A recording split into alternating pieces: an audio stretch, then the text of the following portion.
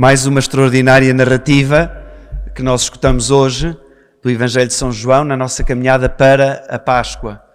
Como temos vindo a dizer nestes domingos da Quaresma, a Páscoa tem estes dois movimentos. O primeiro e mais importante, preparar os que vão ser batizados na Vigília Pascal, prepará-los não só com a catequese que vão fazendo, mas também com a participação na celebração da Eucaristia, e a nós todos também nos prepararmos para renovarmos as nossas promessas batismais na Vigília Pascal. E se na semana passada a catequese do Evangelho era sobre o tema da água, muito presente nos batismos, nós batizamos com água, neste quarto domingo aparece-nos o tema da luz. O tema da luz. E está muito ligado com a noite de Páscoa e está muito ligado com a nossa vida cristã. Quando nós fomos batizados, logo a seguir ao batismo, os nossos padrinhos acenderam a nossa vela do batismo, uma vela pequenina, numa grande vela que é o Círio Pascal, a presença de Cristo, luz do mundo. E normalmente o padre diz esta expressão: recebe a luz de Cristo, vive sempre como filho da luz, que é um decalque da segunda leitura de hoje, como São Paulo pedia: vivei como filhos da luz, porque o fruto da luz é a bondade, a justiça e a verdade. Mas nós temos então aqui o tema da luz e o tema das trevas. Há alguns que se acham muito iluminados, mas estão numas trevas profundas, e há alguns que se acham nas trevas e cegos e veem tanto. Neste Evangelho há uma dupla iluminação. Jesus não só dá a vista física a um cego de nascença, como lhe dá a luz da fé, que é o mais importante. É o mais importante. A gente às vezes pede milagres, pedimos coisas extraordinárias, sobretudo quando estamos mais aflitos, coisas para nós, que eu não tenha isto, não me aconteça, que não seja assim.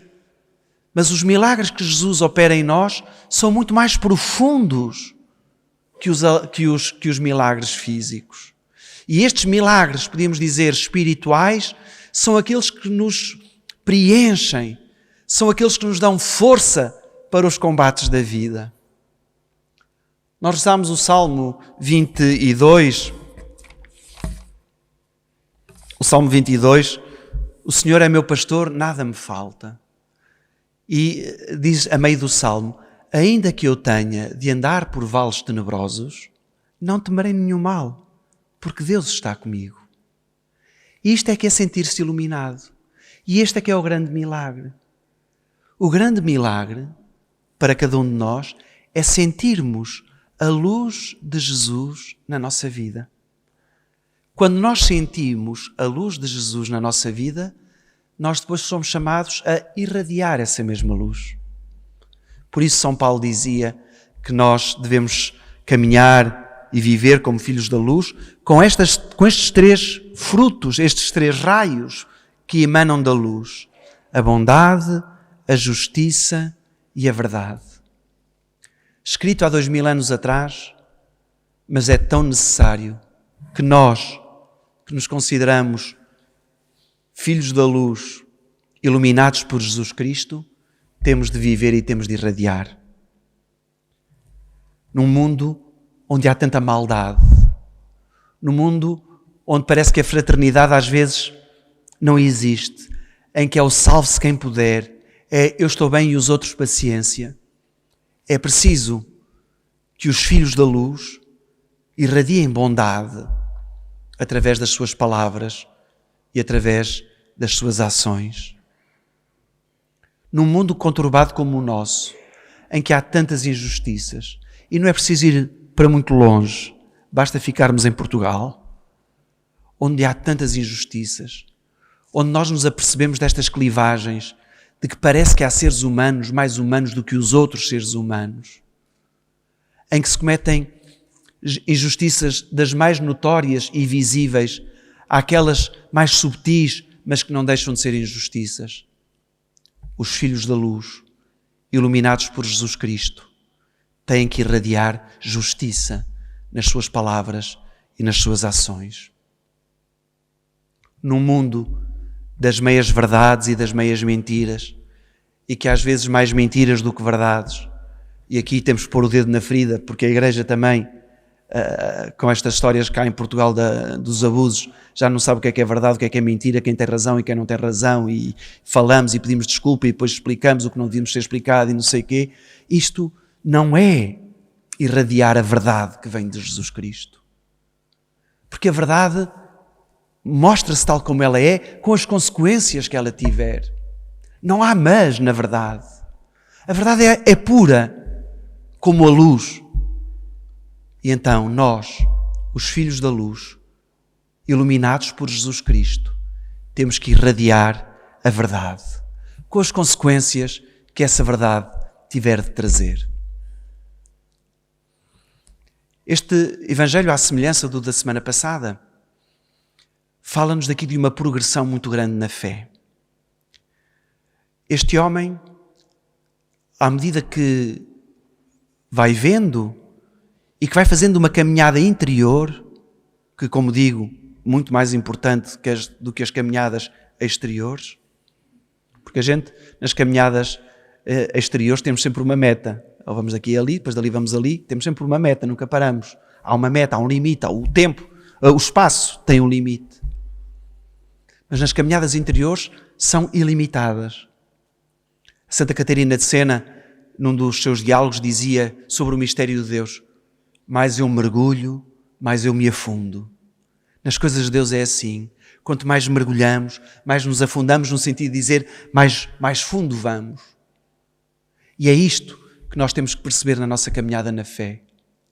Já a semana passada eu dizia que quem não progride na fé está estancado, como uma água podre, que não se sente vida nela. E hoje podemos usar a imagem da luz para dizer isto, para dizer que quem não progride na fé é uma vela, mas apagada. E uma vela apagada, coitada. Então nós temos esta missão de ir progredindo na fé. Este homem começou por dizer que, chamado Jesus, começou pelo óbvio, é Jesus. Depois percebeu que tudo o que lhe tinha acontecido, ele não era só um homem. Depois já diz que é um profeta. Já é um profeta. Depois defende Jesus. Defende Jesus. Quando os fariseus vêm ter com ele a dizer que ele é um pecador, assim, não, isto é estranho, ser um pecador fazer milagres. É estranho. E depois no final, a atitude do crente, que seria a atitude nossa e de quem se vai batizar, quando Jesus lhe diz, tu acreditas no Filho do Homem. O Filho do Homem é um título messiânico para dizer, tu acreditas no Messias. E ainda aqui o cego estava cego, não da vista, mas no interior. Quem é ele, Senhor, para eu acreditar? E Jesus diz, sou eu que estou a falar contigo. E então há aqui o gesto de adoração, quando este cego se prostra diante do Senhor. Isto faz-nos questionar como é que nós vamos progredindo na fé. Como é que nós vamos mantendo acesa a lâmpada da fé, a luz da fé? Como é que nós vamos progredindo no amor e no conhecimento de Deus, como este homem foi fazendo?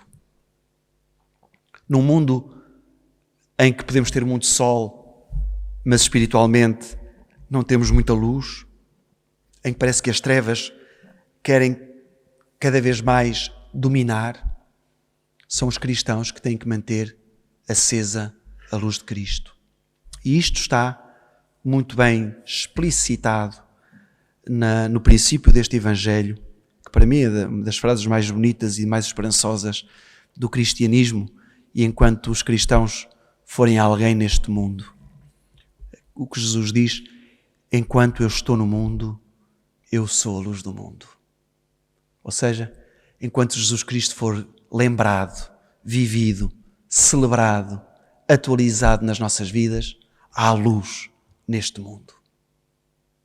Podem ser muitas as trevas, Mas enquanto Ele está no mundo, Ele é a luz do mundo. E Ele está no mundo. Nós sabemos que Ele está no mundo porque o sentimos na nossa vida. Esta presença espiritual, obviamente, não podíamos ter Jesus continuar vivo como há 2000 anos atrás. Nós sentimos a sua presença e ela é garantida. O próprio Jesus diz, quando estiverem 2 ou 3 reunidos em meu nome, eu estarei no meio deles. Portanto, Jesus não mentia, nem brincava às coisas. Portanto, isto é verdade. Nós sentimos a presença de Jesus. Daqui a pouco nós vamos comungar. E quem nos dá a comunhão diz o corpo de Cristo. Não diz, faz de conta que é o corpo de Cristo, ou poderia ser o corpo de Cristo. É o corpo de Cristo. Porquê é que é o corpo de Cristo? Porque é a presença de Jesus que desce sobre o pão e sobre o vinho e que o transforma no seu corpo e no seu sangue. E é por isso que nós respondemos amém quando nos é dito o corpo de Cristo. Quer dizer, eu acredito que isto não é só um bocadinho de pão. Eu acredito que pela fé este é Jesus que ilumina a minha vida. Nós sentimos então esta presença de Jesus, esta presença espiritual, através dos sacramentos, através da leitura espiritual, através dos acontecimentos da nossa vida. Também vamos sentindo, como há pouco ainda citei o Salmo ainda, que tenha de andar por vales tenebrosos, não tomarei nenhum mal, porque vós estáis comigo, sentirmos a presença de Deus. Mas continua presente também através de cada um de nós. E isto é o testemunho cristão. Aquilo que eu dizia no início. Nós hoje somos chamados a ser luz, irradiada da luz de Cristo. Por isso, em 2023, ouvirmos esta palavra da Escritura, enquanto eu estou no mundo, eu sou a luz do mundo, é para irmos recuperar uma coisa que encontramos no Evangelho de São Mateus, quando Jesus diz, vós sois a luz do mundo. A presença iluminadora de Jesus no mundo hoje dá-se então de 2 maneiras. A sua presença que nós vamos sentindo no dia a dia e a nossa vida, que deve ser luz na luz de Jesus Cristo. Uma palavra só sobre a primeira leitura do livro de Samuel, que parece que não tem nada a ver com o resto, parece estar assim um bocadinho desgarrada das outras leituras, mas não. E que mostra às vezes como é que nós andamos meio nas trevas, meio na luz. Meio nas trevas, meio na luz. O que fazem as aparências? O que fazem as aparências? Há aqui uma frase na primeira leitura, podia ser uma frase que nos podia levar à conversão. Deus pede a Samuel para ir ungir o rei de Israel, e ele enche lá a âmbula com o óleo da unção, vai à casa de Jessé, e obviamente toda a gente pensava que era o filho mais velho, porque era jeitoso, bem apessoado, fantástico, toda a gente achava que era o mais velho, mais preparado. E Deus, até o próprio profeta, pensava que era o mais velho. E Deus diz a Samuel, o homem olha as aparências, o Senhor vê o coração. Como é que andamos nós nas nossas relações uns com os outros? Qual é a medida da nossa relação com os outros? As aparências ou o coração? Porque nós olhamos para o mundo que nos rodeia, tanta gente com tanto dinheiro, tanta gente com tantas marcas, tanta gente com tantas carreiras fantásticas e tão vazias por dentro. E tão vazias por dentro. E tanta gente humilde, tanta gente simples, mesmo pessoas ricas que fazem uma opção de viverem simplesmente, modestamente, não fazer ostentação do que têm.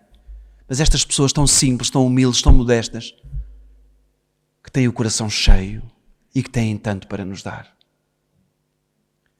Quando nós olhamos às aparências, quando nós escolhemos as nossas amizades pelo lucro que podemos tirar delas, estamos nas trevas. Quando nós olhamos à verdade da pessoa, tirando-lhe todos os rótulos, porque isto é a questão que está aqui, das aparências, é os rótulos. Jesus foi sempre criticado pelos rótulos, porque se juntava com as pessoas rotuladas. Era sempre esta questão de Jesus estar perto das pessoas rotuladas. E Jesus nunca se preocupou com isso, porque Jesus não olhava às aparências, não ao que as pessoas têm, mas ao que as pessoas são. Então esta podia ser uma frase de conversão para a nossa vida, não pode ser só para esta semana, para a nossa vida. Olharmos mais à verdade da vida das pessoas e relativizarmos muito as aparências. Porque as aparências enganam e a verdade que está no coração das pessoas, essa brilha sempre. Vamos então pedir ao Senhor que estas leituras nos iluminem. E agora eu falei para todos, às vezes as pessoas dizem, parece que falou mesmo para mim. Eu não falei para ninguém em especial, falei para todos. Agora o bom era que durante a semana voltássemos a ler o Evangelho e dizer o que é que isto tem a ver comigo, com a minha vida. Onde é que eu encontro Jesus? Onde é que eu o procuro? Como é que está a minha relação com os outros? Como é que eu sou luz? Sou vela acesa, sou vela apagada? Como é que eu ando nisto tudo? Como é que eu progrido na fé? E que a luz de Cristo ilumine a nossa vida para nós irmos iluminando a vida deste mundo.